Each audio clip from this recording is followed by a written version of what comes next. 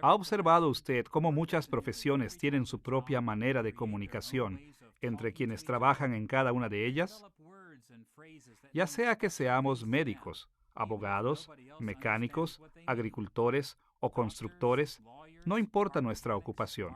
Siempre creamos formas particulares de comunicarnos, un vocabulario técnico, por decirlo así, para entendernos.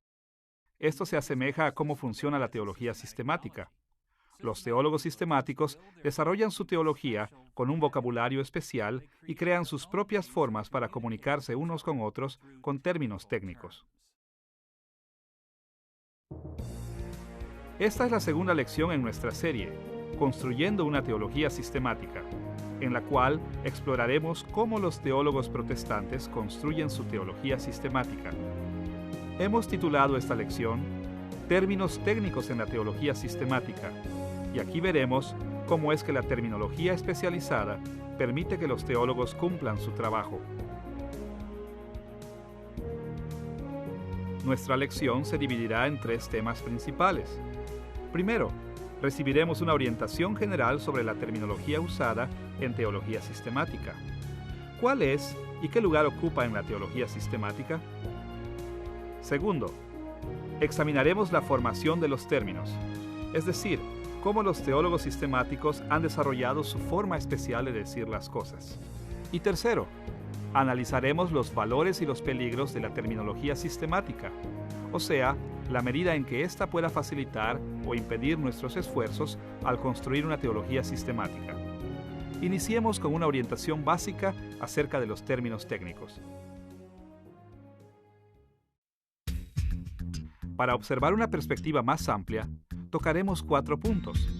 Primero, definiremos qué entendemos por términos técnicos. Segundo, explicaremos la relación entre términos teológicos y conceptos teológicos. Tercero, nos enfocaremos en la necesidad de usar términos técnicos en teología. Y cuarto, describiremos el lugar que ocupan los términos técnicos en el proceso de construir la teología sistemática. Demos un vistazo primero a la definición de término técnico.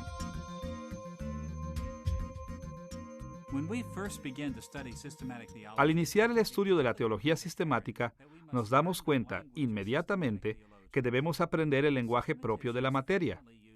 Los teólogos sistemáticos usan a menudo frases y palabras fuera de lo común, e incluso cuando emplean palabras de uso diario, lo hacen de forma inusual. Esto es justamente lo que se denomina términos técnicos teológicos. Para nuestros fines, los definiremos como palabras o frases con significado especializado en teología. En ciertos casos, los teólogos sistemáticos usan términos técnicos para distinguir una cosa de otra. Por ejemplo, la frase teología propia denota el estudio de Dios en sí, enfocándose en la propia existencia de Dios, su trascendencia y cosas semejantes. A diferencia, el término teología por sí solo denota la categoría más general de cualquier tema relacionado con Dios, incluso doctrinas de la humanidad, el pecado y la salvación. En otros casos, los términos técnicos también representan formas convenientes de abreviar temas complejos en una sola palabra o frase. Por ejemplo, el término técnico Trinidad es una palabra que encierra enseñanzas muy detalladas acerca de Dios. En una discusión teológica, es mucho más fácil referirse a la Trinidad que tomar el tiempo para elaborar explicaciones acerca de la doctrina cada vez que nos referimos al tema. En todo caso, los términos técnicos teológicos son palabras o frases con significado especializado en teología. Ahora que ya tenemos la idea básica de qué es un término técnico, veamos otro punto: la relación entre el término y el concepto. ¿Cuáles son las conexiones entre las palabras que usamos y las ideas o conceptos que ellas expresan? ¿Cómo se corresponden entre sí? Veremos este punto desde 2 ángulos. Primero, las conexiones entre términos y conceptos en el lenguaje en general, y segundo, dichas conexiones en cuanto al lenguaje de las Escrituras. Primero veamos cómo se relacionan en el lenguaje en general. Si preguntamos a la gente cómo se relacionan las palabras con las ideas que tienen en la mente, la mayoría probablemente dirá que cada palabra que usan tiene una idea que le corresponde. La mayoría piensa que hay una correspondencia mutua y directa entre términos y conceptos. No es difícil ver por qué piensa así la gente. Cuando observamos a los niños aprendiendo a hablar, aprenden primero los nombres de personas, objetos y acciones simples. La madre se señala y dice mamá, o toma un pedazo de pan y dice pan. A medida que pasa el tiempo, los niños aprenden más vocabulario y lo van asociando con más ideas. Cuando los adultos aprenden un segundo idioma, a menudo siguen un proceso similar, aprendiendo el idioma palabra por palabra. En estos niveles elementales, es cierto que asociamos un solo término a un solo concepto. Pero a menudo, la relación entre una palabra y una idea es mucho más compleja. Podemos resumir estas complejidades en dos declaraciones simples. Por un lado, varios términos pueden significar un solo concepto y por otro lado, un solo término puede significar varios conceptos. Analicemos ambos lados de este punto, empezando por el hecho de que varios términos pueden significar un solo concepto.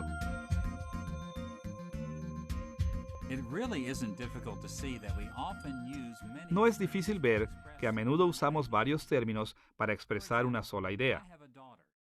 Por ejemplo, yo tengo una hija que se llama Becky.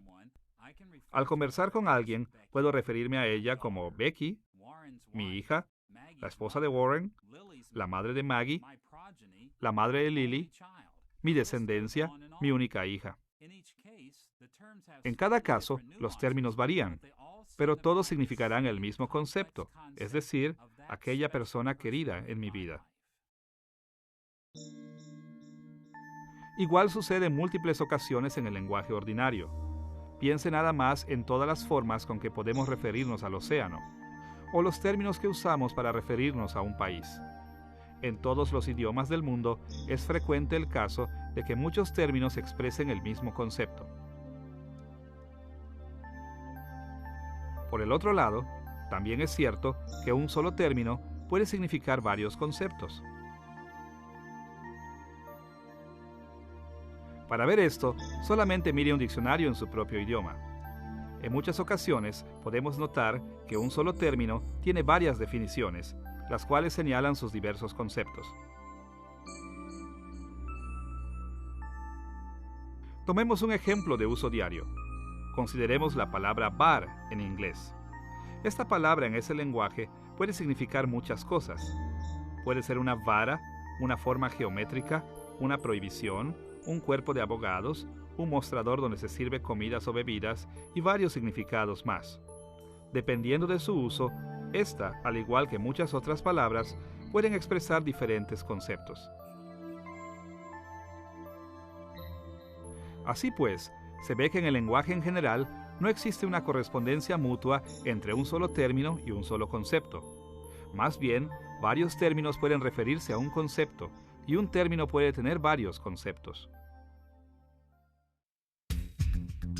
Ya que hemos visto la complejidad de las relaciones entre conceptos y términos en el lenguaje en general, veamos la manera en que se relacionan dentro del lenguaje de las Escrituras.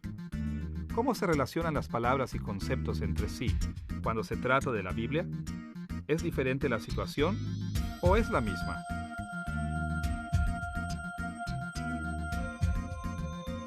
La verdad es que la mayor parte de la Biblia ha sido escrita en lenguaje ordinario. Así que, al igual que varios términos pueden significar el mismo concepto en el lenguaje normal, varios términos también pueden significar el mismo concepto en el lenguaje bíblico. Y tal como un solo término puede significar varios conceptos en el lenguaje común, igualmente puede significar varios conceptos en la Biblia. Veamos primero el hecho de que en las Escrituras varios términos pueden significar un solo concepto. Una manera de ver este uso del lenguaje es observando todos los términos bíblicos usados para definir el concepto de vida cristiana. Considere por un momento las muchas maneras que un solo escritor, el apóstol Pablo, se refirió a la vida cristiana. La llamó santificación, en Primera de Tesalonicenses capítulo 4, versículo 3. Habló de ella como fidelidad en Primera de Corintios capítulo 4, versículo 17. También se refirió a la vida cristiana como obediencia en Romanos capítulo 16, versículo 19. Se refirió a ella con la frase caminando en el Espíritu en Gálatas capítulo 5, versículo 25. Y la describió como conforme a Cristo en Romanos capítulo 8, versículo 29. Así como transformación en 2 de Corintios capítulo 3, versículo 18. En todas esas ocasiones, Pablo estaba hablando esencialmente de la misma idea, lo que podríamos llamar la vida cristiana. Hay muchos otros conceptos en las Escrituras referidos de múltiples maneras. Por ejemplo, pensemos en todos los nombres dados a Jesús en las Sagradas Escrituras. Aparte de ser simplemente llamado Jesús o Jesús de Nazaret, es comúnmente llamado Cristo o Christos en griego, el cual viene a ser una traducción del término hebreo Meshiach, que significa el ungido.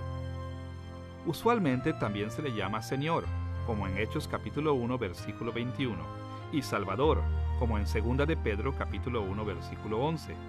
Además, la Biblia lo llama Dios, en Tito capítulo 2, versículo 13, el Verbo, en Juan capítulo 1, versículo 1, el postrer Adán, en 1 de Corintios capítulo 15, versículo 45, el Hijo de Dios, en Lucas capítulo 1, versículo 35, Hijo de David, en Mateo capítulo 21, versículo 9, el Rey, en Lucas capítulo 19, versículo 28, el primogénito de toda la creación, en Colosenses capítulo 1, versículo 15, y el mediador, en 1 de Timoteo capítulo 2, versículo 15. Desde luego que estos términos tienen ligeras variaciones, pero todos los términos definen a la misma persona, nuestro Señor y Salvador Jesucristo, la segunda persona de la Trinidad. Así vemos que, como sucede en el lenguaje ordinario, las Escrituras usan a menudo varias palabras para referirse a un solo concepto. Por otro lado, las Escrituras también usan un solo término para referirse a muchos conceptos. A veces se trata de palabras ordinarias y conceptos de poca importancia en la teología sistemática. Pero muy a menudo las Escrituras usan un solo término para referirse a una variedad de conceptos, aun cuando estos sean muy importantes en teología. Consideremos dos términos en la Escritura que juegan un papel esencial en la teología sistemática. Primero, veremos el término justificación y, en segundo lugar, el término santificación.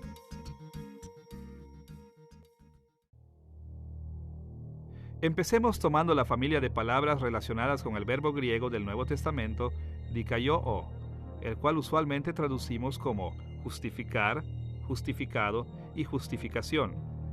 El Nuevo Testamento dice muchas cosas sobre la justificación, pero para nuestro fin solo estudiaremos 2 versículos.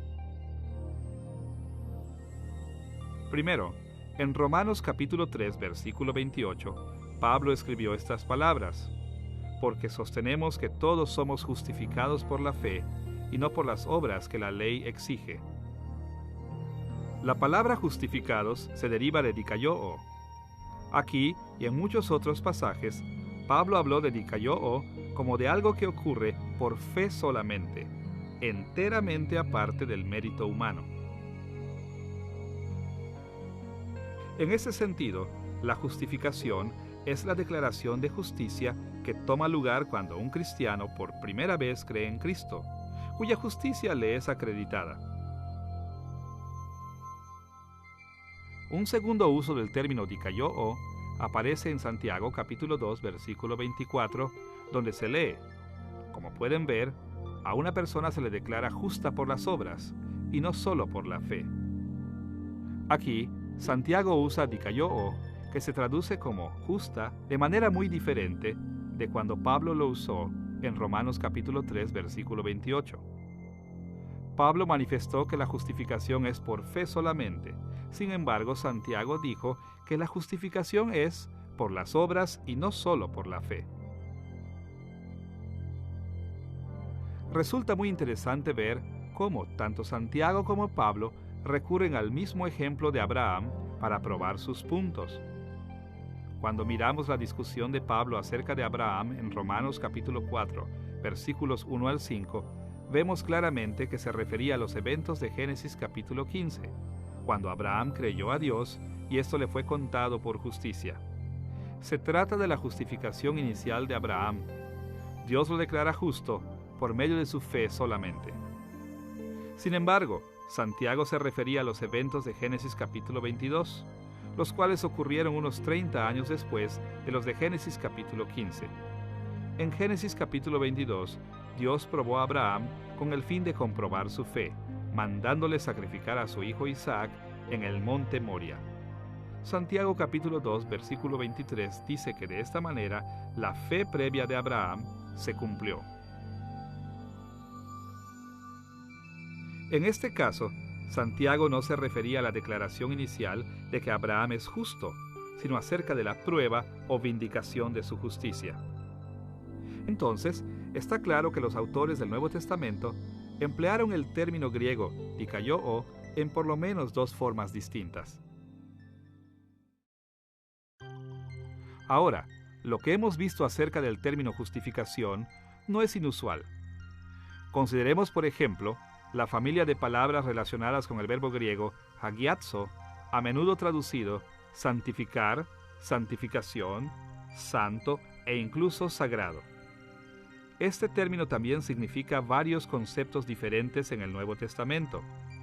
A manera de ilustración, veremos tres conceptos diferentes a los que se refiere con este solo término el apóstol Pablo.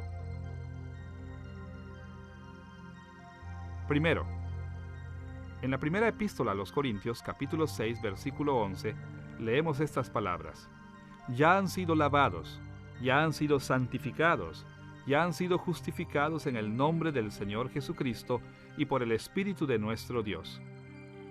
En este pasaje, Pablo ha usado el término santificados o hagiazo para referirse a lo que Dios hace cuando una persona viene a Cristo por primera vez, por medio de lo cual dicha persona es hecha aceptable ante Dios y separada del pecado. A veces esto es llamado santificación definitiva.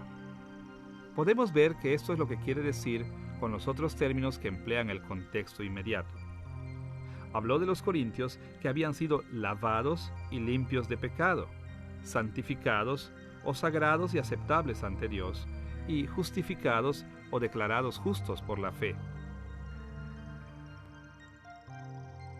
Aquí, santificados se refiere a la santificación inicial que reciben los nuevos creyentes en la justificación con la cual son hechos justos y definitivamente unidos a Cristo.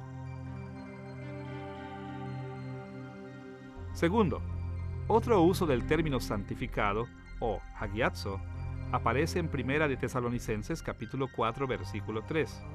Allí Pablo escribió estas palabras: la voluntad de Dios es que sean santificados, que se aparten de la inmoralidad sexual. En este pasaje, Pablo se refiere a algo que los creyentes deben perseguir. A veces esto es llamado santificación progresiva.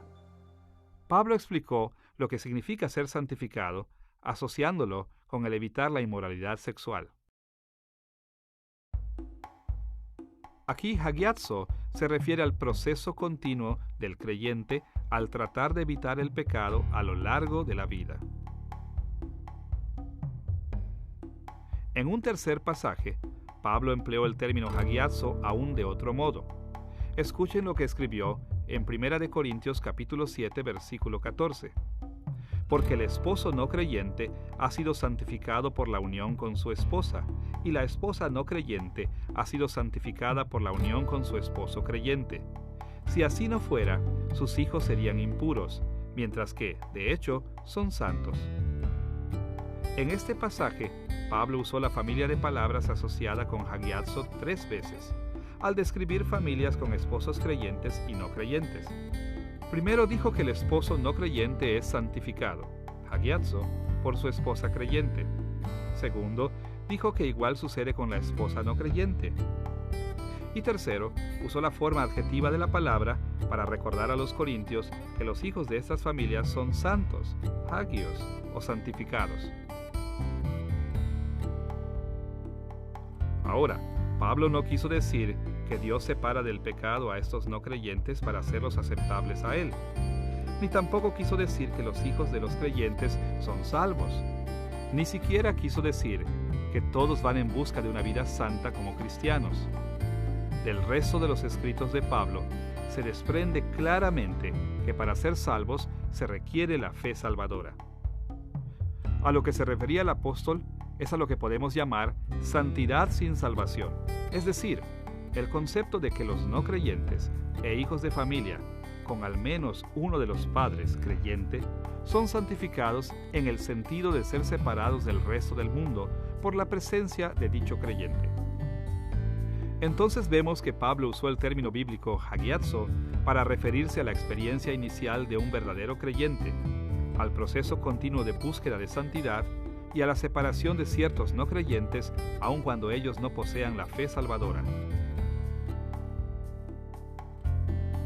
Ahora, lo que hemos visto sobre el término justificación y santificación también sucede con muchas otras palabras bíblicas. Al igual que el lenguaje ordinario, un solo término también puede significar varios conceptos en la Escritura.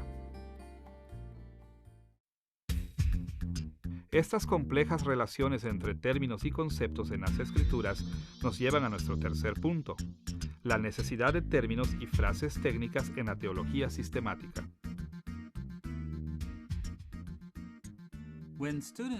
Cuando estudiantes se encuentran por primera vez con la teología sistemática, a menudo se sienten perplejos por una lista interminable de términos que se deben aprender.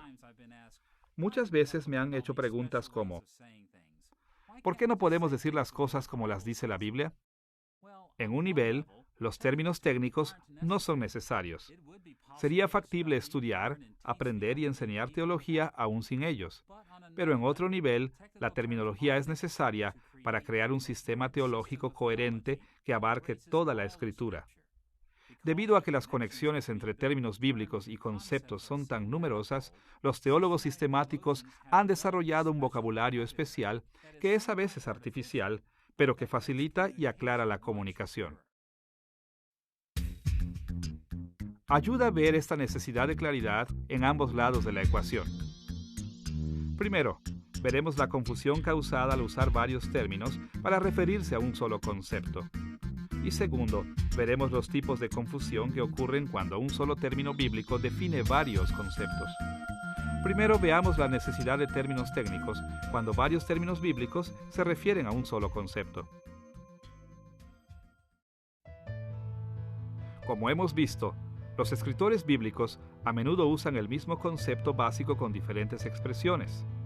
Usualmente, este hecho impide que los teólogos sistemáticos alcancen el nivel de claridad que desean. Por eso forman un término técnico que clarifica lo que expresan. Para ilustrar cómo funciona esto, veamos la forma en que la Biblia habla sobre el concepto de la iglesia.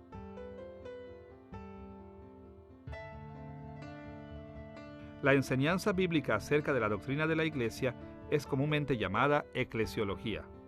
Este término técnico se deriva de eclesia, que es la palabra griega para iglesia. Imaginen a un grupo de teólogos que ha llegado para dar una charla en una sociedad teológica sobre cualquier tema. Uno podría comenzar diciendo: hoy voy a hablar sobre la doctrina del Israel de Dios. Otro bien podría iniciar: hoy discutiremos la doctrina del templo de Dios. Otro podría comenzar así: voy a referirme al cuerpo de Cristo. Por supuesto que no sería inmediatamente obvio de qué tema están intentando hablar.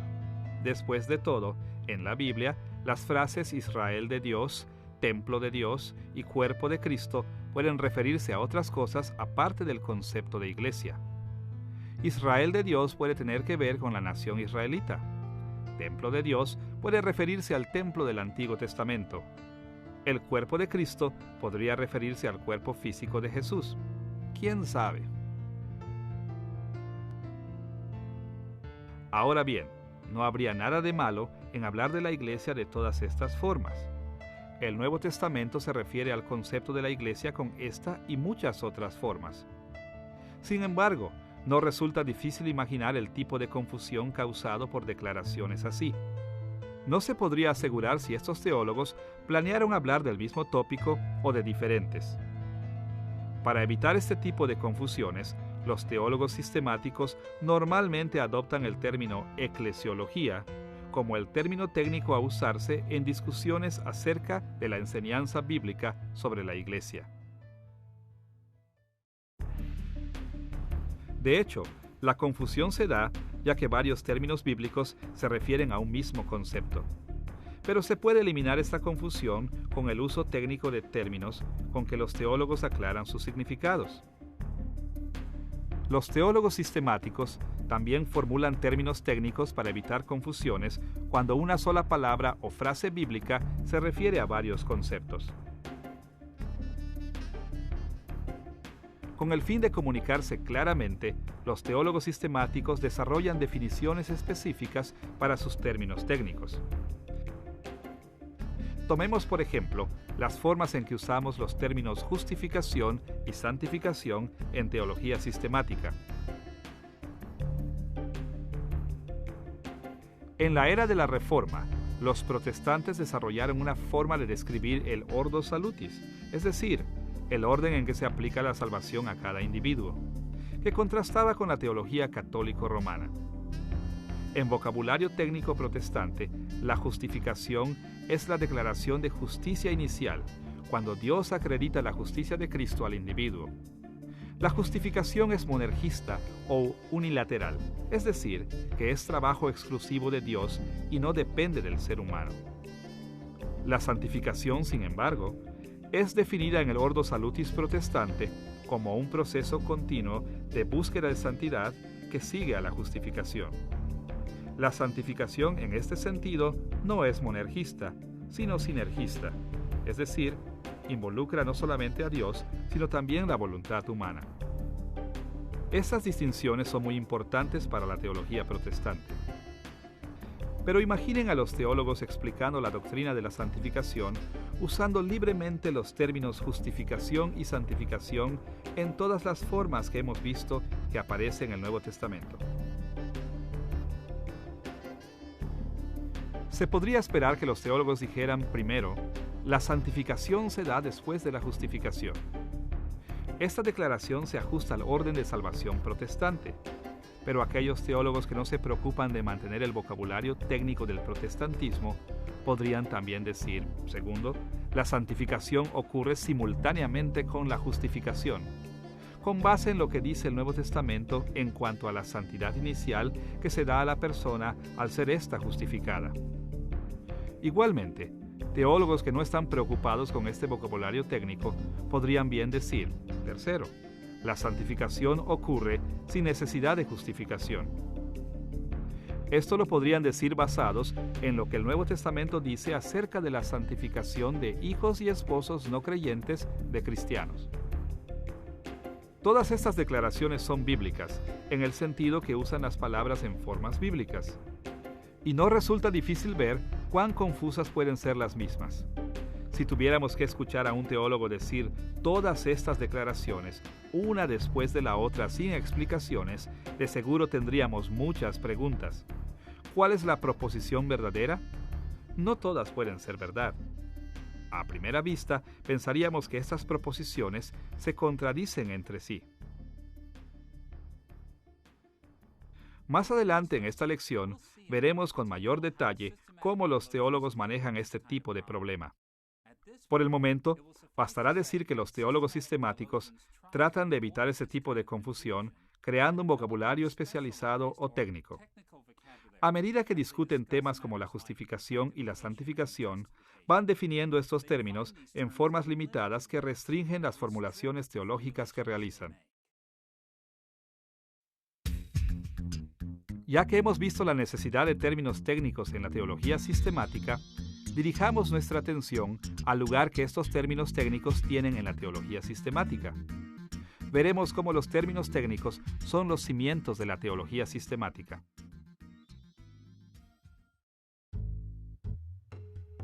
En la lección previa, vimos que la teología sistemática protestante sigue los patrones de la teología escolástica medieval, la cual se benefició grandemente de la lógica aristotélica.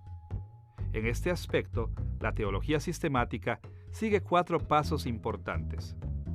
Primero, desarrolla definiciones exactas para sus términos. Segundo, usa estos términos para formular proposiciones. Tercero, usa estas proposiciones en silogismos para crear declaraciones doctrinales. Y cuarto, ordena sus argumentos lógicos en un sistema racional de doctrina. Aun cuando nadie sigue un proceso estrictamente lineal al construir teología, este esquema es una ayuda al resumir la estrategia usada para construir la teología sistemática. Tomemos un ejemplo para ilustrar lo que queremos decir. Supongamos que algunos teólogos sistemáticos desean discutir el tema de la muerte de Cristo. Primero crearían terminología del vocabulario tradicional cristiano, en cuyo caso, un número de expresiones especiales subirían al escenario principal, tales como soteriología, la enseñanza de la salvación; historia salutis, los logros de Dios en cuanto a salvación a través de la historia; expiación substitutoria, la idea de que Cristo murió como el sustituto sobre el cual Dios derramó toda su ira; y ordo salutis, el orden en el cual el individuo recibe la salvación en su vida. También emplearían términos como fe salvadora, arrepentimiento, perdón y desde luego Cristo. Segundo, de una u otra manera, los teólogos sistemáticos incorporarían estos términos a proposiciones que expresan elementos de lo que las Escrituras enseñan acerca de la muerte de Cristo. Por ejemplo, dirían o pensarían cosas como estas: la soteriología se divide en dos subtópicos de gran importancia: ordo salutis e historia salutis. La muerte de Cristo fue una expiación sustitutoria a favor de los creyentes. La expiación sustitutoria de Cristo es la única esperanza de perdón y vida eterna que tiene la persona. La fe salvadora y el arrepentimiento son aspectos esenciales del ordo salutis. Estas y muchas otras proposiciones expresarían puntos relevantes en una discusión teológica sobre la muerte de Cristo. En un tercer nivel, los teólogos sistemáticos desarrollarían una declaración doctrinal de sus términos técnicos y proposiciones a medida que hicieran conexiones lógicas entre hechos específicos. Por ejemplo, dirían o escribirían un resumen así: el significado soteriológico de la muerte de Cristo debe ser visto a la luz de la historia salutis y el ordo salutis. Por un lado, la historia salutis, o historia de la salvación, llegó a su clímax en la muerte de Cristo. Su muerte fue una expiación sustitutoria que aseguró el perdón eterno de pecados. Por otro lado, no hay individuos que puedan ser realmente perdonados y salvos hasta que los beneficios de la expiación de Cristo se les aplique en el ordo salutis. Cuando los individuos ejercitan la fe salvadora al arrepentirse de su pecado y confían en Cristo para su perdón, entonces es cuando reciben vida eterna. Finalmente, estos términos técnicos, proposiciones y declaraciones doctrinales acerca de la expiación de Cristo darían una perspectiva más amplia a los teólogos sistemáticos al conectar su discusión sobre la muerte sustitutoria de Cristo con el patrón a gran escala de la teología sistemática, al buscar contestar preguntas como estas: ¿cómo encaja la muerte de Cristo dentro de un cuadro más amplio de soteriología? ¿Cómo se relaciona la soteriología con otras doctrinas como la teología propia, la antropología, la eclesiología y la escatología? Esta forma de ver el proceso de construcción de una teología sistemática es algo artificial. Todos estos pasos son altamente interdependientes y forman redes de reciprocidades múltiples. Cuando los teólogos realmente construyen la teología sistemática, realizan los 4 pasos al mismo tiempo. Pero aparte del orden que siguen los teólogos en la realidad, sigue siendo el caso de que los términos técnicos constituyen los cimientos de la teología sistemática. Ya que establecimos la orientación general hacia los términos técnicos en la teología sistemática, debemos ver nuestro segundo tema principal de esta lección: la formación de términos técnicos. ¿Cómo se crean las expresiones especializadas que usan los teólogos sistemáticos?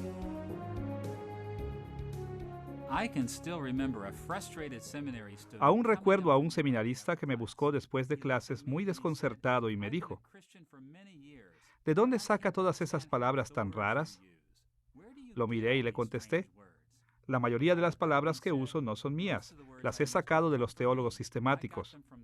Nuevamente me miró y preguntó, ¿de dónde sacaron las palabras ellos? Era obvio que la terminología técnica que usamos en el seminario había colmado la paciencia de esta persona y decidió hacer una muy buena pregunta. ¿De dónde proviene todo este vocabulario especializado que se usa en la teología sistemática? En realidad, los términos técnicos de la teología sistemática se forman de muchas maneras. Para explicar algunas de las más importantes maneras en que se desarrollaron los términos, nos enfocaremos en dos direcciones. Primero, veremos que muchos términos de la teología sistemática provienen de la Biblia. Y segundo, veremos que otros provienen de recursos extrabíblicos.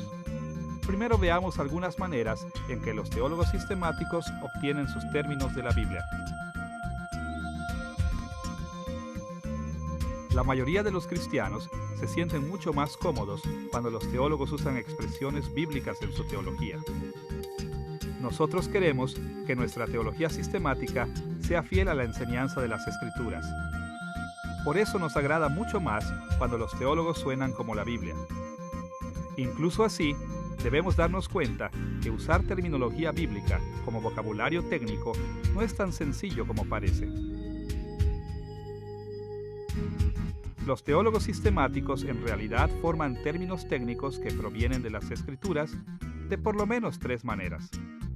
Primero, al enfatizar un término bíblico sobre otros términos que se refieren al mismo concepto. Segundo, al enfatizar uno de los significados de un término bíblico sobre los otros. Y tercero, creando nuevos significados para términos bíblicos que no aparecen en las Escrituras. Será útil examinar estas tres formaciones a fondo. Empecemos observando cómo los teólogos sistemáticos enfatizan un término bíblico sobre otro. Como hemos visto, los escritores bíblicos a menudo usan más de una expresión para referirse a la misma idea. Para traer claridad a sus discusiones, los teólogos sistemáticos frecuentemente escogen una de las muchas formas que se refieren a un concepto en la Escritura, como el término técnico, y lo usan de manera exclusiva. Para ilustrar lo que queremos decir, veremos el ejemplo de la doctrina de la regeneración. En la teología sistemática se usa el término regeneración para nombrar el acto de Dios por el cual se otorga nueva vida espiritual a una persona. Se refiere a la primera transición o cambio que toma lugar a medida que la persona sale del pecado y muerte hacia una nueva vida en Cristo. Muchos términos en la Escritura se refieren a este concepto. El término regeneración es una traducción del griego palingenesia, que se menciona solamente 2 veces en el Nuevo Testamento, una en Mateo capítulo 9, versículo 28, y otra en Tito capítulo 3, versículo 5. Su mención en Tito es la única ocasión en que se usa la palabra regeneración con el significado del inicio de la vida nueva en Cristo. Pero este mismo concepto es también descrito por otros términos. Por ejemplo, en Juan capítulo 3, versículo 3, se encuentra la frase griega genao anothen, que se traduce como nacido de nuevo o nacido de arriba. Y en 1 de Pedro capítulo 1, versículo 3, encontramos la palabra anagenao, generalmente traducida nacido de nuevo. En Santiago capítulo 1, versículo 18, la palabra es apokueo, que sencillamente significa hacer nacer o sacar. Y Efesios capítulo 2, versículo 10, usa el término ketizo, que significa crear. En Gálatas capítulo 6, versículo 15, el concepto de regeneración se menciona con el término kainektisis, o nueva creación, y en Efesios capítulo 4, versículo 24, kainos anthropos, o nuevo hombre. Aunque algunos términos se refieren al mismo concepto, los teólogos sistemáticos tienden a referirse a todos bajo el rubro de regeneración. un solo término bíblico para este concepto se escoge de los demás para establecer sencillez y claridad. Además de escoger un término en vez de otros, los teólogos sistemáticos también crean términos técnicos enfatizando un significado del término bíblico escogido sobre los otros. Como hemos visto, los escritores de la Biblia a menudo usan el mismo término para referirse a muchas cosas diferentes. Una de las formas en que los teólogos sistemáticos tratan de evitar la confusión que esto puede causar es enfatizando un significado bíblico de un término sobre sus otros significados. Todo teólogo sistemático confiable conoce que el término dikaiō, generalmente traducido justificar o justificación, es usado de diferentes maneras en el Nuevo Testamento. Como lo vimos antes en esta lección, se refiere por lo menos a dos conceptos distintos. En Romanos capítulo 3, versículo 28, se refiere a una declaración inicial de justicia por la fe sola, pero en Santiago capítulo 2, versículo 24, se refiere a la prueba o vindicación de la fe por obras. Imaginen lo que podría suceder si los teólogos sistemáticos usaran regularmente el término justificación en ambas formas. Si se les preguntara, ¿cómo es justificada una persona? Uno diría, una persona es justificada por fe solamente y no por obras.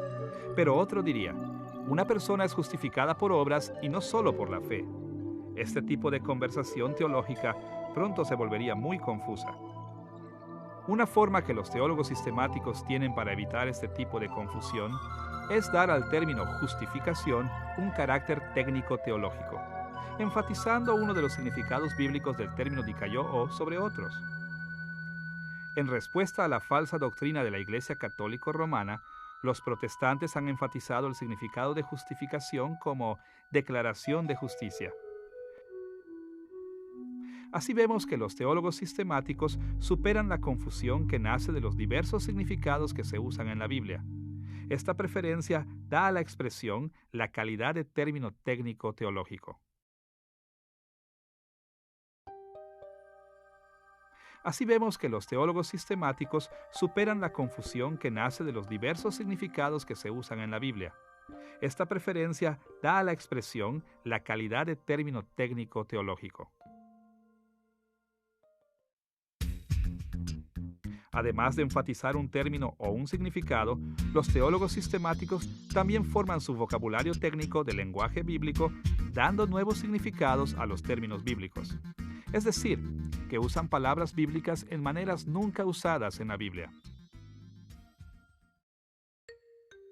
Un ejemplo muy conocido de la creación de significados nuevos para términos de la Biblia es la expresión técnica teológica pacto de gracia. Esta frase es usada en la teología tradicional protestante para describir la relación de Dios con su pueblo, no solo en el Nuevo Testamento, sino a través de toda la historia de la Biblia, desde el tiempo de la caída en pecado hasta el regreso de Cristo en gloria. Es un concepto que abarca todos los pactos divinos después de la caída en pecado, o sea, los pactos con Noé, Abraham, Moisés, David y Cristo. Escuchen la forma en que la Confesión de Fe de Westminster describe el pacto de gracia en su capítulo 7, sección 3.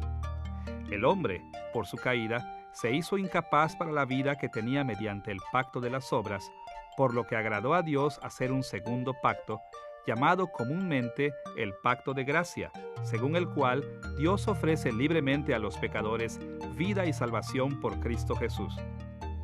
Noten que la confesión no sugiere que la terminología de pacto de gracia aparezca en la Biblia, pero resulta obvio que las palabras pacto y gracia sí son términos bíblicos, pero no aparecen en las Escrituras combinados entre sí con este significado técnico.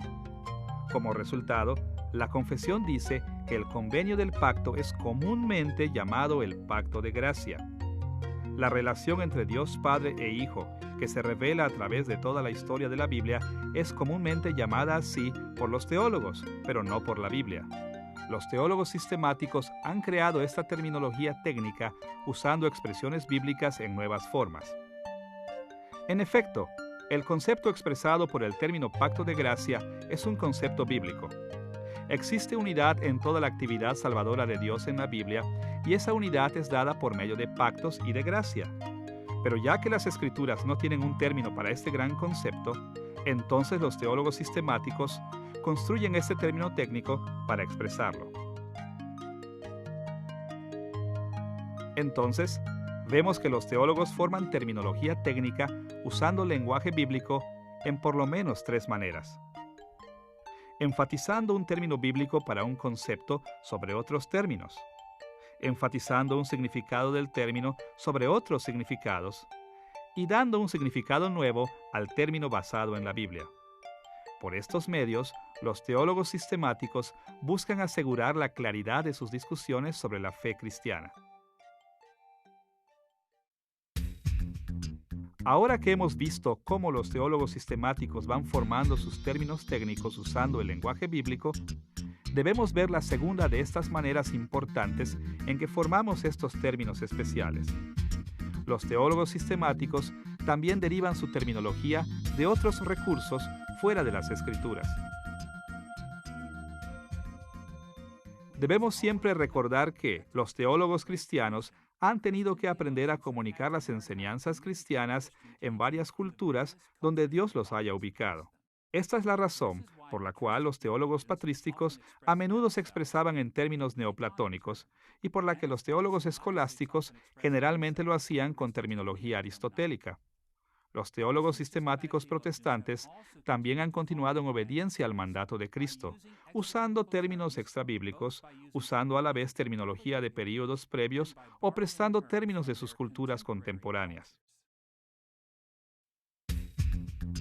Hay muchas formas en que términos extrabíblicos aparecen en la teología sistemática, pero nos servirá de ayuda a pensar de tres maneras principales. Primero, los teólogos sistemáticos adoptan terminología común que les esté disponible. Segundo, atribuyen nuevos significados a términos filosóficos y religiosos extrabíblicos. Tercero, a menudo combinan terminología extrabíblica con expresiones bíblicas.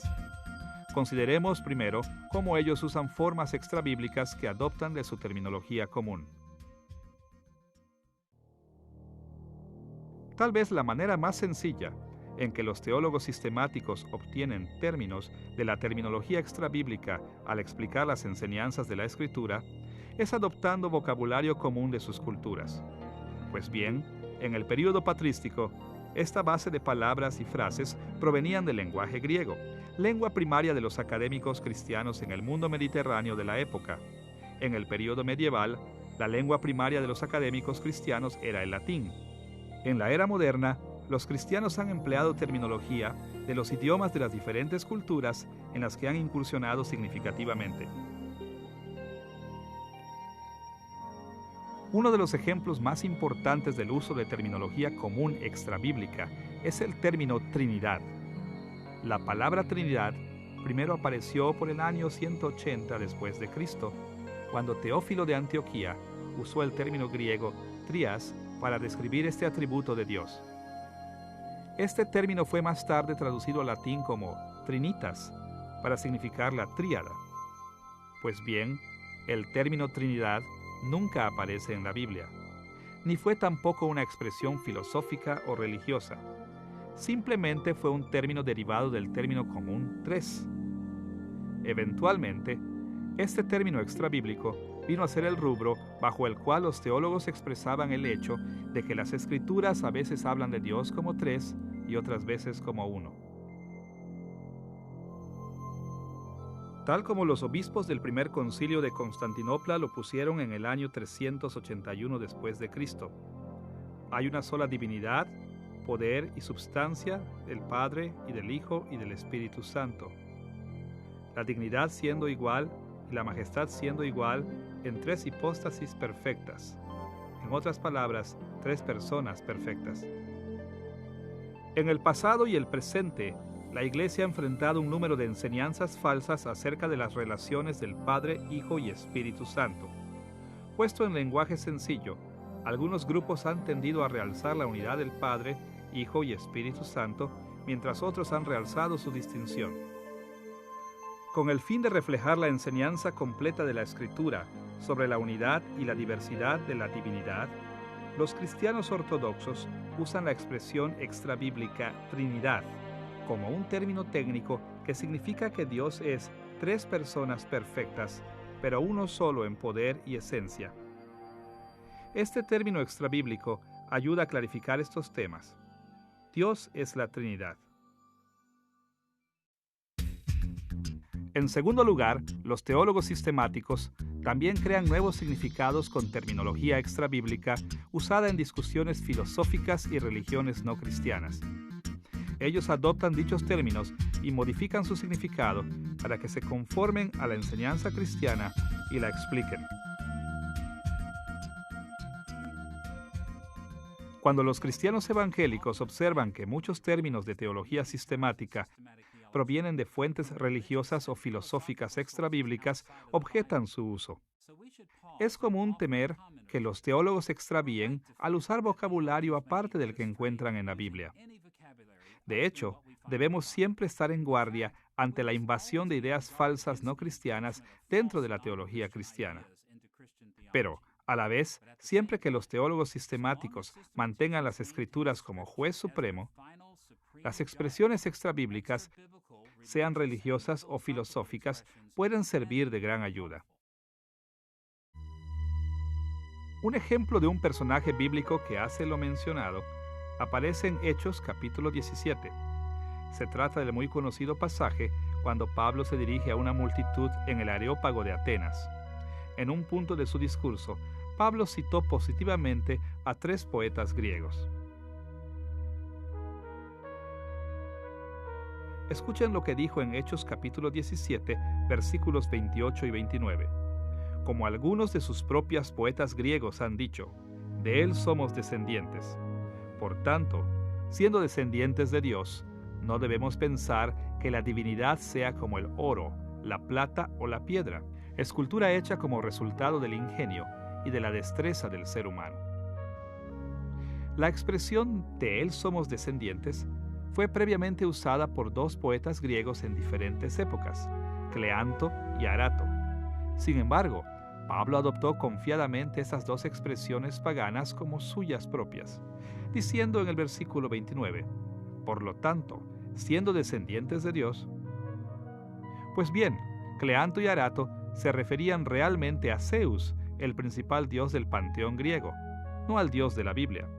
Pero Pablo dio a esta terminología de poetas griegos un significado distintivo cristiano, insistiendo que fue el Dios de la Biblia y no Zeus quien creó a la humanidad. Siguiendo el ejemplo de Pablo, los teólogos sistemáticos pueden también adoptar terminología filosófica y religiosa no cristiana en ocasiones, siempre que la redefinan en relación con los conceptos bíblicos. Una ocasión digna de mencionar en que esto sucedió fue con la doctrina de Cristo o cristología. Escuchen la respuesta de la Iglesia acerca de la controversia sobre Cristo en el Concilio de Calcedonia en el año 451 después de Cristo. Allí leemos que Cristo es verdaderamente Dios y verdaderamente hombre, reconocido en dos naturalezas, sin confusión, sin cambio, sin división, sin separación. La distinción de naturalezas no es de ninguna manera anulada por la unión, sino más bien las características de cada naturaleza se preserva y se junta para formar una persona y substancia, no como partida o separada en dos personas. Esta declaración describe a Cristo en palabras que son diferentes a la terminología bíblica. El concilio, tomando de fuentes extrabíblicas, habló de las naturalezas de Cristo. El concilio además manifestó que las naturalezas de Cristo son distintas, sin confusión, que no se alteran una a la otra, sin cambio, pero que están, sin embargo, inseparablemente unidas en la persona de Cristo, sin división, sin separación. De hecho, aún la palabra persona, como se usa en este contexto, fue probablemente prestada de algún vocabulario de tipo legal de la época, según el cual persona venía a ser el término legal para la identidad individual. Este lenguaje técnico no proviene de la Escritura, pero es fiel a ella. Pero fue necesario con el fin de comunicar con precisión las doctrinas de la Iglesia acerca de Cristo. En tercer lugar, los teólogos sistemáticos también combinan palabras bíblicas y extrabíblicas con el fin de formar su vocabulario técnico teológico. Este tipo de combinación ocurre en muchas formas diferentes, algunas más llamativas que otras. Un ejemplo muy claro se encuentra en la doctrina de la santificación. Como hemos visto antes en esta lección, el término santificación se usa en una variedad de formas en el Nuevo Testamento. Estos usos del término han ocasionado que se pueda combinar el término bíblico santificación con otros adjetivos que no son de la Biblia. En primer lugar, hemos visto que en la primera carta a los Corintios, capítulo 6, versículo 11, el verbo hagiazo significa el cambio que viene a la persona cuando ella cree por primera vez en Cristo. En segundo lugar, hemos visto que en la primera carta a los Tesalonicenses, capítulo 4, versículo 3, se usa el verbo hagiazo para significar el crecimiento continuo en santidad que han de experimentar los cristianos en su vida diaria. Los teólogos sistemáticos han traído claridad a la doctrina de la santificación, hablando de varios tipos de santificación. Hablan de la santificación que ocurre cuando la persona por primera vez cree, como santificación definitiva, combinando el término santificación con la palabra extrabíblica definitiva para indicar que este tipo de santificación se da una vez y para siempre, y que mueve a la persona a un estado de santidad, separación del mundo y consagración a Dios. El término santificación progresiva se emplea para denotar la experiencia continua y progresiva de crecimiento en santidad, crecimiento en separación del mundo y consagración a Dios a lo largo de toda la vida. En este caso, la palabra santificación sale de la Biblia, pero la palabra progresiva no. Como pueden imaginar, estos términos teológicos combinados pueden ser de gran utilidad. En vez de solamente hablar de santificación, este tipo de calificación ayuda a clarificar el significado que quieren expresar los teólogos. Pero también les ayuda en la distinción de los varios usos del término santificación en las Escrituras. Entonces vemos que los teólogos sistemáticos forman sus términos de dos maneras básicas. Los toman de las Escrituras y de otras fuentes. Por este medio, los teólogos sistemáticos proveen terminologías que clarifican sus discusiones y sirven como cimientos para construir la teología sistemática. Ya que hemos establecido una orientación general en cuanto a los términos técnicos en la teología sistemática y a cómo se forman, debemos continuar con nuestro tercer tema: los valores y peligros de estos términos. ¿Cuáles son las ventajas y desventajas que se presentan con estas palabras y frases especiales que encontramos en teología sistemática? Estoy seguro que muchos de ustedes tienen ideas acerca de todo este tema de los términos técnicos. Algunos estarán ya listos para aprender todo lo que puedan acerca de ellos, mientras otros tal vez se preguntan si algo tan complicado realmente valdrá o no el esfuerzo. Bien, como veremos, es importante no sobreestimar ni subestimar cuánto nos puede ayudar el lenguaje técnico en la teología sistemática. Una perspectiva equilibrada será tanto positiva como negativa, porque los términos técnicos nos presentan ventajas y desventajas. Para explorar este asunto, veremos el vocabulario especial de la teología sistemática en relación con los tres recursos mayores que utilizamos al construir la teología cristiana. En otras lecciones, hemos sugerido que Dios ha provisto tres formas principales para que los cristianos aprendan sobre la revelación general y especial. Ganamos comprensión de la revelación especial por medio de una cuidadosa exégesis de la Escritura, que es un recurso vital para construir una teología cristiana. Más allá de esto, Dios nos ha llamado a sacar provecho de la revelación general, prestando atención a otros dos recursos. Nos enfocamos en una dimensión de la revelación general por medio de la interacción en la comunidad, aprendiendo de otros, especialmente de otros cristianos.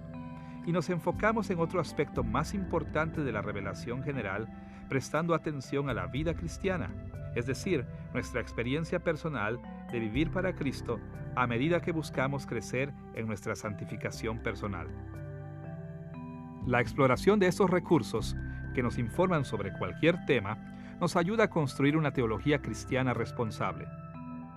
Al ver cómo la exégesis, la interacción en comunidad y la vida cristiana son armoniosas y de gran peso en un tema particular, nuestro nivel de convicción y confianza debería normalmente crecer.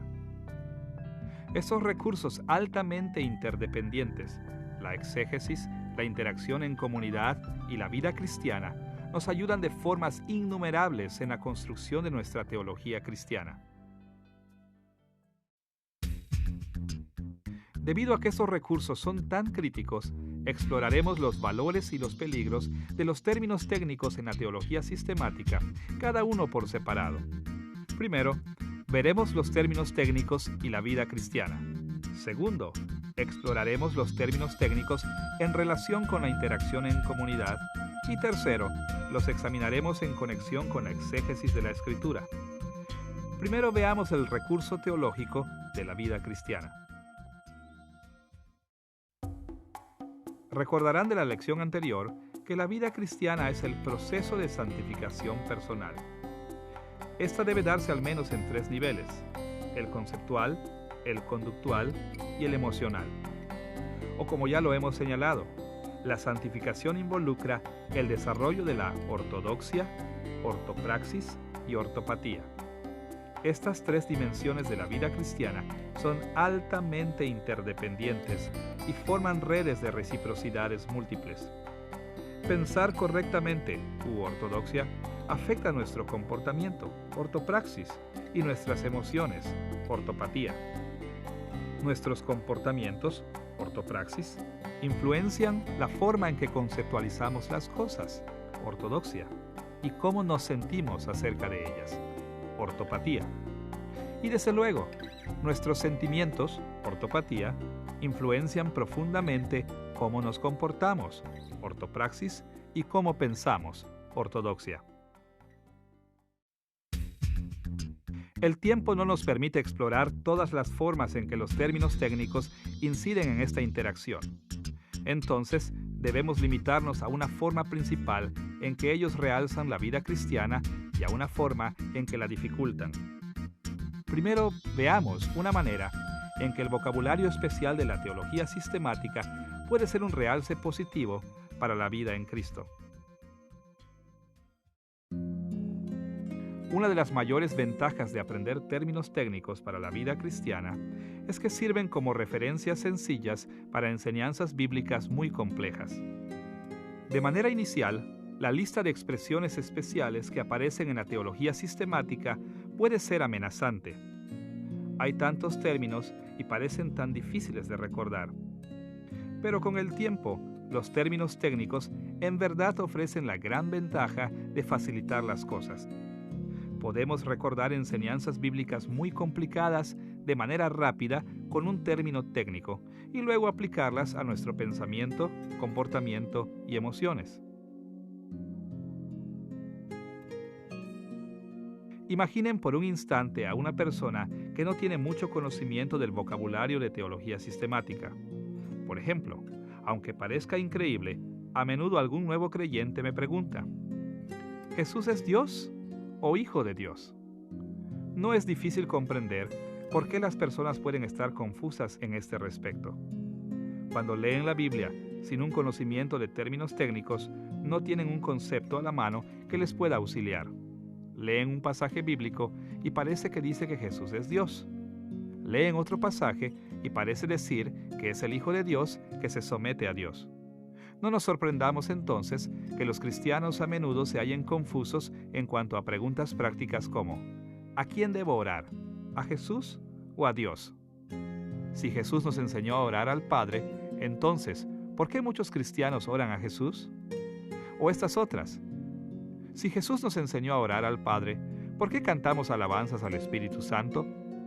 Contestar estas preguntas a alguien que no tiene bases en el lenguaje técnico teológico tomaría mucho tiempo y esfuerzo.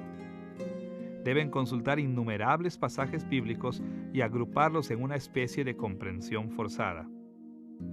Esta tarea es tan compleja que la mayoría de los nuevos creyentes simplemente se rinden y se limitan a hacer lo que los demás hacen. Pero imaginen por un instante a creyentes que conocen el vocabulario técnico de la teología sistemática. Si acaso se preguntan, ¿es Jesús Dios o Hijo de Dios? O si se preguntan, ¿debo orar al Padre, al Hijo o al Espíritu Santo? Contestarles estas preguntas resulta una tarea mucho más simple. De hecho, los cristianos que conocen vocabulario técnico de teología sistemática, por lo general, ni siquiera tienen este tipo de preguntas, porque la respuesta puede darse con una sola palabra técnica: la Trinidad.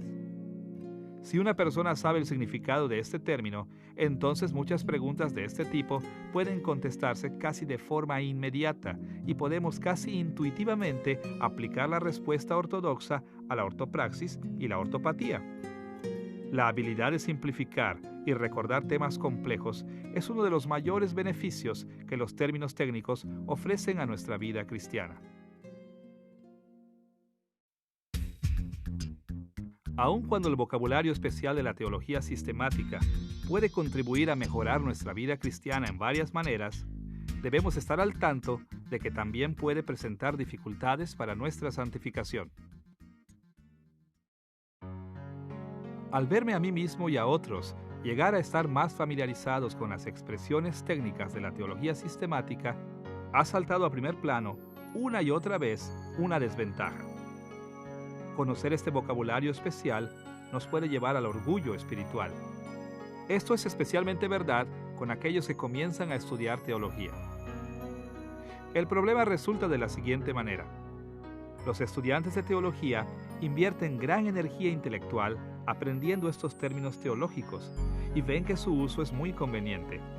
Pero a la vez, la mayoría de los cristianos no tienen la habilidad, el tiempo o el interés de aprender este tipo de detalles. Y muy a menudo, los estudiantes de teología empiezan a creerse superiores a otros que no conocen el vocabulario de la teología sistemática. Se llenan de orgullo de tal manera que en realidad creen que este aumento de vocabulario implica aumento de santificación. Pero ese no es el caso. Como hemos dicho, crecer en nuestra vida cristiana y en santificación no viene simplemente al conformar nuestro pensamiento al de las Escrituras, es decir, ortodoxia. Actuar nuestra fe y sentirla son de igual importancia. De hecho, la mayoría de los creyentes crecen en gracia aún sin aprender el vocabulario técnico de la teología sistemática. Igualmente podemos entender las Escrituras y aplicarlas a nuestras vidas sin tal conocimiento. Experiencias como persecución, sufrimiento y enfermedad a menudo aumentan la santificación de una persona mucho más allá que un mero ejercicio intelectual de aprender vocabulario técnico. Así que, a pesar de la importancia de familiarizarnos con las palabras y frases especiales que aparecen en la teología sistemática, debemos siempre estar alertas de que pueden obstaculizar nuestra vida cristiana si permitimos que nos lleven a ser orgullosos espirituales, a pensar que somos maduros en Cristo simplemente porque hemos aprendido un vocabulario especial. Además de entender cómo los términos técnicos conllevan ventajas y desventajas en la vida cristiana, debemos conocer también cómo impactan nuestra interacción con la comunidad. Un gran recurso para construir la teología cristiana lo encontramos en la interacción comunitaria, ya que ésta nos hace enfocarnos en la ayuda que el cuerpo de Cristo nos ofrece. Podemos hablar de 3 dimensiones importantes dentro de la comunidad cristiana: herencia cristiana, comunidad cristiana actual y juicio privado. La herencia cristiana representa el testimonio de la obra del Espíritu Santo en la iglesia del pasado. Sabemos lo que Él ha enseñado a nuestros antepasados espirituales. Nuestra comunidad cristiana actual representa el testimonio de nuestra vida cristiana hoy en día, es decir, lo que el Espíritu Santo está enseñando a otros creyentes a nuestro alrededor. Nuestro juicio privado representa el testimonio de nuestras conclusiones y convicciones personales sobre diversos asuntos, es decir, las cosas que nosotros traemos a nuestra interacción con otros, con el Espíritu guiándonos individualmente. Estas dimensiones de la interacción cristiana, de varias maneras, crean también redes de reciprocidades múltiples. Nuestra herencia informa a nuestra comunidad actual y a nuestro juicio privado. Nuestra comunidad presente es la mediadora de nuestra herencia y afecta nuestros puntos de vista personales.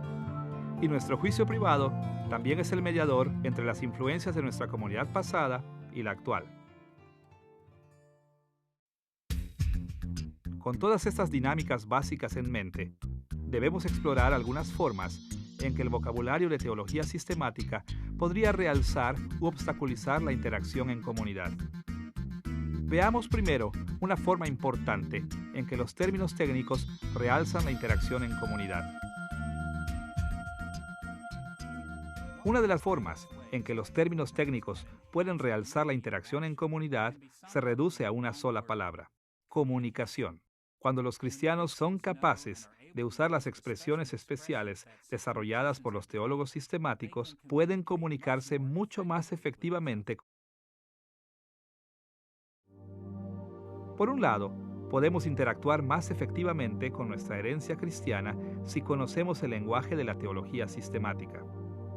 La gran mayoría de obras teológicas, comentarios, credos, confesiones y otros escritos teológicos del pasado hacen frecuentes alusiones a términos técnicos para sintetizar las creencias cristianas. Típicamente, la teología sistemática está profundamente interesada con estas formas tradicionales de expresar las cosas. Entonces, los términos técnicos de la teología sistemática nos ayudan grandemente en nuestra interacción con los cristianos del pasado. Por ejemplo, si alguien se interesa en conocer el pensamiento de líderes de la Iglesia como Agustín, Lutero o Calvino, hay una gran ventaja si se está familiarizado con los términos técnicos tradicionales. Aunque muchos términos han sido acuñados después de los días de tales líderes, es un hecho que los términos técnicos nos brindan formas de conexión con sus escritos y así podemos beneficiarnos de lo que Dios les enseñó a ellos. Por otro lado, nuestra interacción con comunidades actuales puede ser beneficiada si nosotros y quienes nos rodean compartimos un vocabulario teológico común. La próxima vez que esté en una clase o conferencia de la iglesia, escuche claramente cómo sus hermanos en la fe hablan entre sí acerca de teología. Pronto será evidente que se establece una eficaz comunicación cuando los participantes están de acuerdo en los significados de los términos que emplean. Cuando no es así, la comunicación se pierde. ¿Acaso no es bueno que la mayoría de protestantes usen el término justificación en el sentido de justificación por la fe sola? ¿Puede imaginar siquiera los problemas comunicativos que tendríamos si usáramos el término justificación dándole varios significados? ¿No es bueno que podamos hablar de santificación sabiendo de lo que estamos hablando? ¿No le parece positivo que podamos referirnos a la humillación de Cristo y la exaltación de Cristo sin tener que preguntarnos qué intentamos decir? Mientras más sepamos y compartamos los términos técnicos, más podremos comunicarnos de manera efectiva. Aunque es cierto que el vocabulario especial de la teología sistemática puede realzar o mejorar nuestra interacción en estas y otras maneras, también se da el caso de que puede obstaculizar nuestra interacción en comunidad. Muchas expresiones especiales de la teología sistemática son arcaicas y no muy comunicables hoy en día. Muchas provienen de períodos tan tempranos como el patrístico o el medieval. Muchos otros se originaron hace varios siglos. Aunque estos términos técnicos fueron creados para facilitar la comunicación en esos tiempos, son sencillamente muy arcaicos para la comunicación actual. Como resultado, nosotros podemos aprenderlos, pero muchos a nuestro alrededor tal vez no, y la interacción en comunidad se ve severamente limitada. Me he encontrado frecuentemente con este problema al explicar la doctrina de la unión hipostática, es decir, la unión entre las naturalezas divina y humana de Cristo en la persona de Cristo. Podemos pensar que sabemos el significado de naturaleza y persona, pero su significado actual es tan diferente del que les otorgaban los cristianos de la antigüedad. A medida que vamos familiarizándonos con la terminología de la teología sistemática, debemos a la vez reconocer que ésta puede obstaculizar nuestra comunicación dentro de la comunidad. Habiendo visto algunas maneras en que los términos técnicos se relacionan con la vida cristiana y la interacción en comunidad, debemos pasar al tercer gran recurso teológico, la exégesis de la Escritura. ¿Cómo afectan las palabras y frases especiales de la teología sistemática nuestra interpretación de la Biblia? La exégesis es vital al construir toda teología cristiana, porque es nuestro acceso más directo a la revelación especial de Dios en la Escritura. Hemos sugerido en otra lección que resulta de ayuda pensar en tres maneras principales en que el Espíritu Santo ha guiado a la Iglesia para interpretar las Escrituras. Estas tres amplias categorías las denominamos análisis literario, análisis histórico y análisis temático.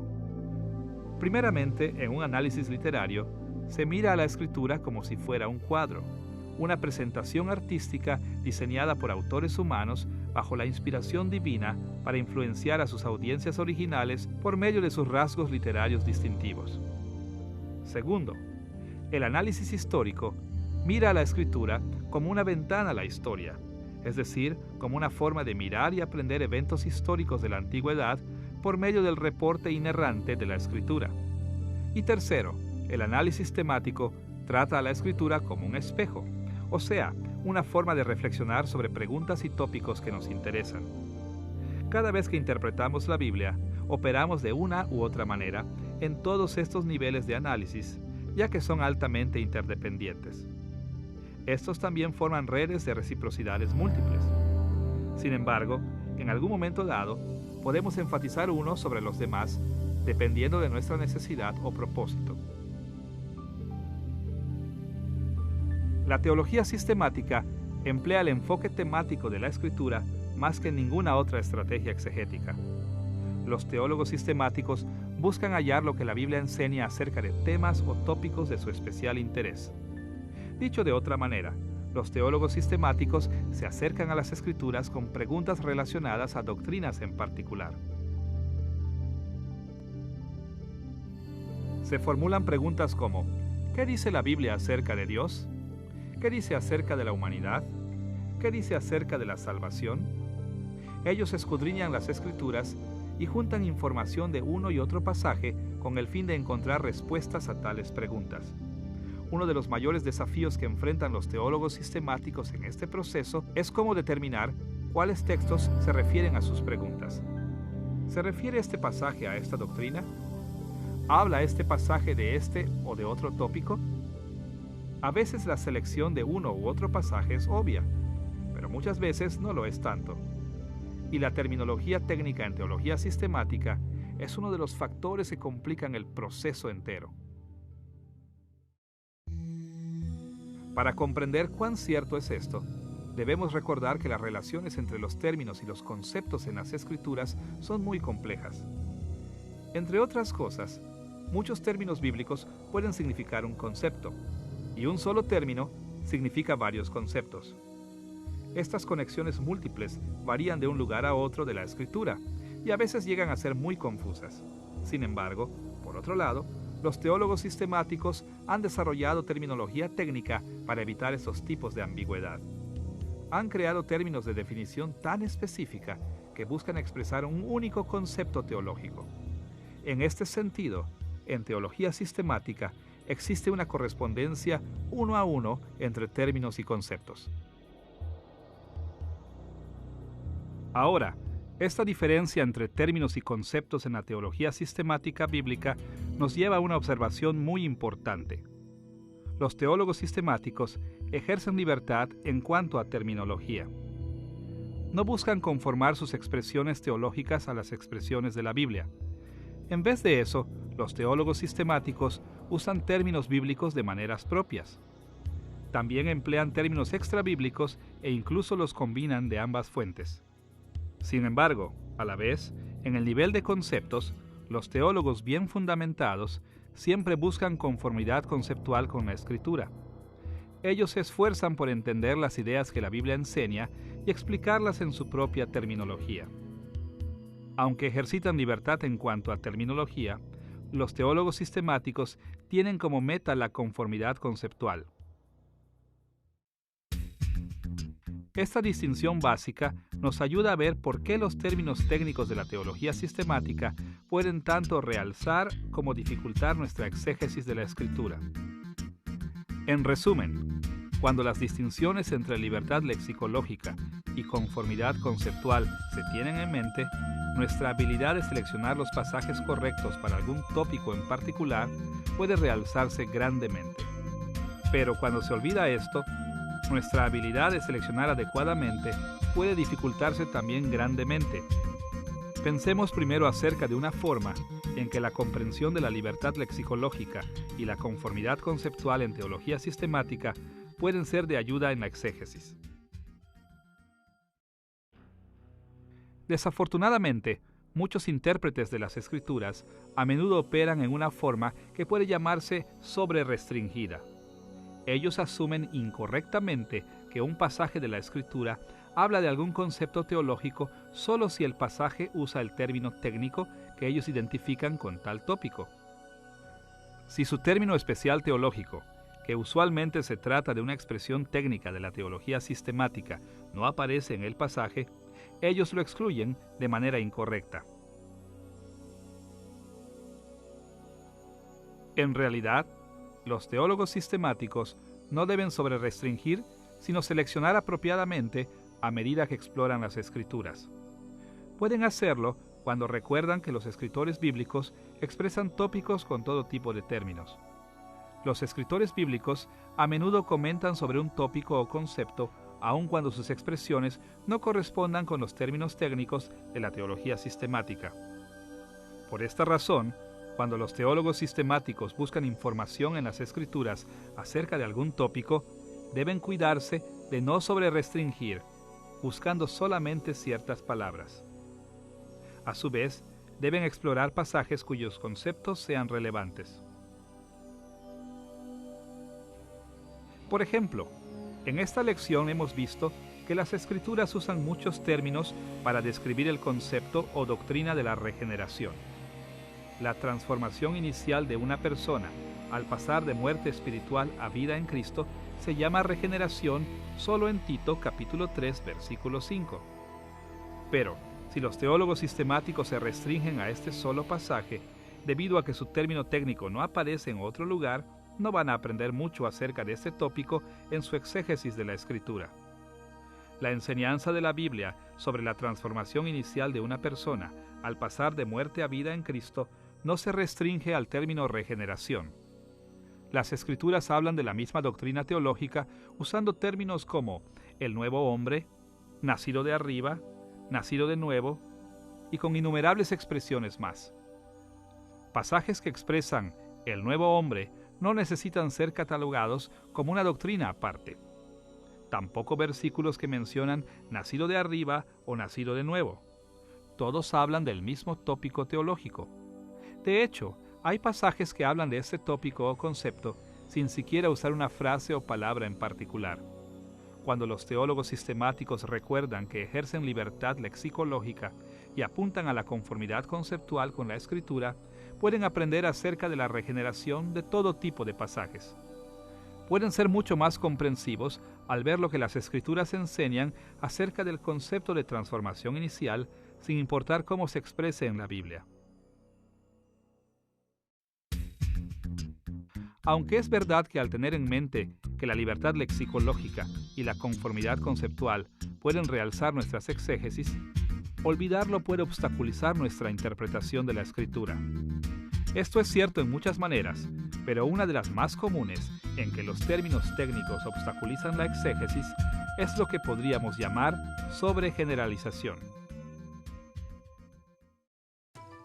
La sobregeneralización es uno de los problemas que más se ha difundido, siendo introducido en la exégesis por los términos de teología sistemática. A menudo ocurre de esta forma.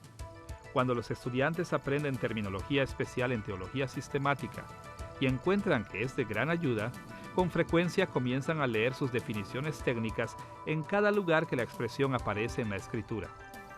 Incorrectamente asumen que cada pasaje donde aparece la palabra se refiere al mismo tópico o doctrina teológica. Pero cuando recuerdan que los teólogos sistemáticos ejercen libertad lexicológica y solo buscan conformidad conceptual con la Escritura, pueden evitar la sobregeneralización y hacer una selección apropiada. Dicho de otra forma, estarán mejor equipados para seleccionar estas porciones de la Escritura que en verdad se refieren al tópico o doctrina en mente. Tomen por ejemplo lo que hemos visto en esta lección acerca del término justificación, el cual en la teología sistemática protestante tradicional se refiere al concepto de la declaración de justicia inicial que ocurre por medio de la fe, aparte de las obras, cuando la justicia de Cristo le es imputada a la persona que cree. Ahora, esta definición técnica de justificación es tan prominente en la teología sistemática que resulta fácil esperar que todo versículo con la palabra justificación o dikaiō se refiere a la misma doctrina.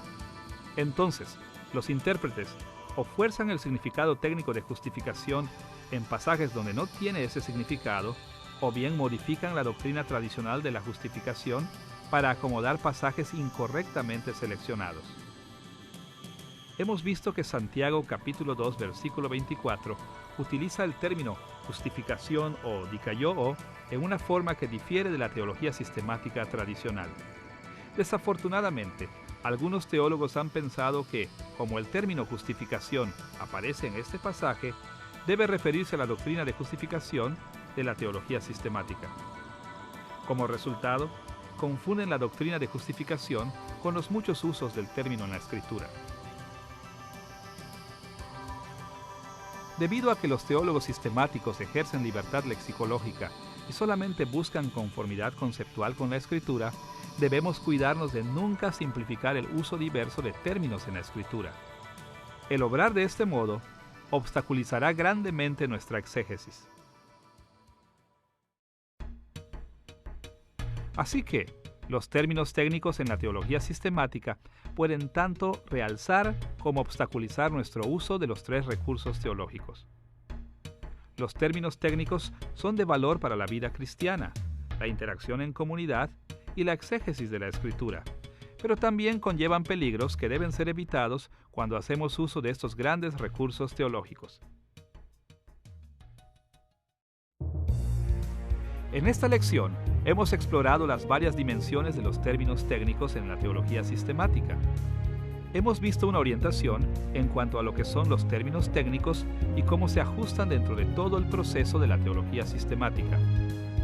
Hemos visto cómo los teólogos sistemáticos forman sus frases o términos técnicos especiales. Y hemos examinado algunos de los valores y peligros que estos términos presentan. Veremos muchas veces la relevancia de lo que hemos aprendido acerca de los términos técnicos. Aprender el vocabulario especial de la teología sistemática y saber cómo usarlo sabiamente puede ser una de las cosas más importantes que un teólogo puede hacer. Con una base sólida en este tema, podemos construir una teología sistemática que honre a Dios y edifique su iglesia.